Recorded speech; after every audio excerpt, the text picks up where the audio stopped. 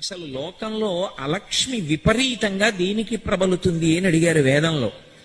అలక్ష్మి దరిద్రదేవత విపరీతంగా ప్రబలడానికి, చిన్నతనం నుంచే కళ్ళజోడు రావడానికి, చక్షు సంబంధమైనటువంటి వ్యాధులు విపరీతంగా పెరగడానికి కారణమేమి అంటే కోళ్ళని విపరీతంగా పెంచి కోడిగుడ్డు తినడమే కారణము అని వేదంలో ఒక మాట.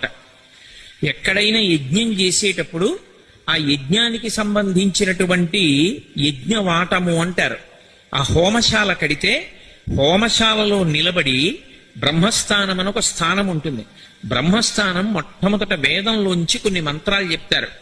ఆ మంత్రాలు ఎందుకు చెప్తారంటే కోడిగుడ్డు తినే అలవాటు ఎవరైనా ఈ ప్రాంగణంలోకి ప్రవేశించి ఉంటే, కోడిగుడ్డు అలవాటు ఉన్నవాడు ఇక ఆ ప్రాంగణంలోకి దేవతలు రారు, తీసుకోరు హవిస్సు. అటువంటి వాడు ఎవరైనా వచ్చి ఉన్నా, ఈ చుట్టుపక్కల ఉన్న తద్దో